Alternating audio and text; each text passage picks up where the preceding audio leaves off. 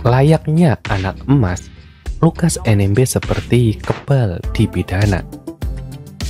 Konferensi pers Ketum Partai Demokrat hari ini terasa istimewa karena muatannya cukup khas, yakni penyampaian sikap atas ditetapkannya Ketua DPP Partai Demokrat Provinsi Papua Lukas NMB sebagai tersangka korupsi oleh KPK. Direktur Indonesian Public Institute atau IPI Karyono Wibowo memberi analisis menarik sebagai berikut. Sudah banyak kader partai baik yang menjadi calon kepala daerah maupun tidak telah terjerat kasus OTT KPK.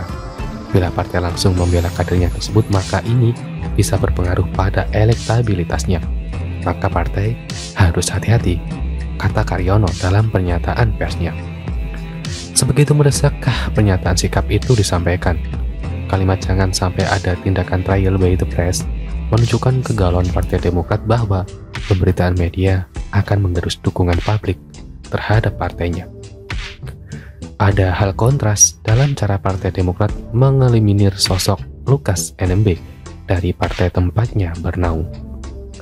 Keputusan menonaktifkan Lukas dari posisi ketua DPD bisa dimaknai sebagai memisahkan kepentingan partai dari keberadaan seorang kader yang menghadapi kasus hukum. Dalam waktu bersamaan, partai memutuskan untuk memberikan bantuan hukum berpotensi disikapi negatif, sebagaimana diungkap oleh pengamat politik dari Indonesian Public Institute Karyono Wibowo. Potensi untuk direspons negatif juga diduga akibat sikap Ketum Partai Demokrat yang meminta KPK memperhatikan kemungkinan adanya muatan politis dalam penetapan tersangka kepada kadernya itu.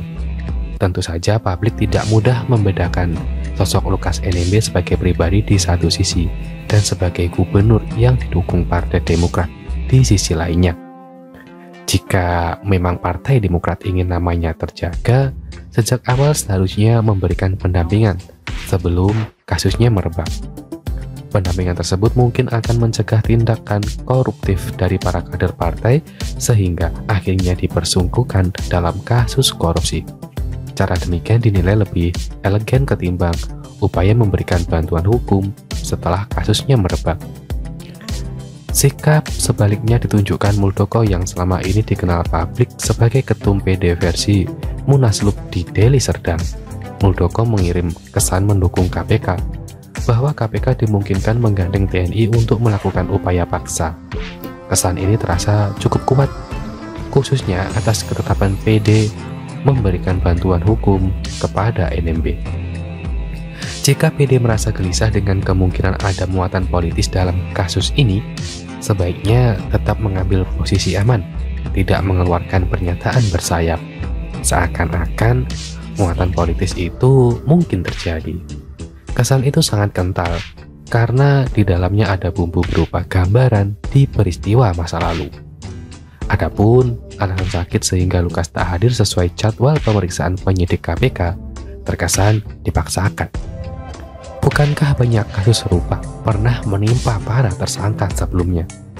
Toh KPK memiliki mekanisme dalam menangani tersangka sedang sakit. Istilah dibantarkan ke dokter barangkali boleh dijadikan acuan dan cara seperti ini sangat lumrah dilakukan. Kasus LE memang sudah mencapai puncaknya dengan penetapan tersangka. Setelah beberapa waktu disebutkan bahwa sedang ada penyelidikan kasus-kasus besar di Papua, jika saja semua pihak menyadari posisinya masing-masing, tentu perjalanannya tidak serumit ini. Jika KPK tidak mengambil langkah taktis, misalnya mengikuti kehendak tersangka untuk menangani kesehatannya terlebih dahulu, sebagai pejabat negara, LE secara praktis berhak mendapat perawatan kesehatan. Lebih-lebih berkaitan kasus hukum, antara KPK dengan pihak tersangka harus ada kesepakatan dalam rangka memprioritaskan pemulihan kesehatan tersangka. Pihak lain yang turut berkepentingan Partai Demokrat misalnya, perlu memfasilitasi pemulihan kesehatan dimaksud, dan bukan hanya fokus pada bantuan hukum, tetapi lebih luas dari perkara korupsi yang diungkap. Seandainya keberatan tersangka sudah dihilangkan melalui penanganan dokter yang difasilitasi KPK, tidak ada lagi alasan tersangka mangkir dari penyidikan. Sementara itu, perkara lain yang tak kalah rumitnya, pendukung Lukas yang menjadi bumper hidup perlu dibereskan oleh Polri. Kasus pidana tidak boleh dianggap seperti pilkada atau kebijakan publik. Mereka perlu diberikan pendekatan tertentu. Mungkin di dalamnya ada pihak politisi yang tentunya memobilisasi massa. Dalam hal ini, Partai Demokrat harus mengambil peran.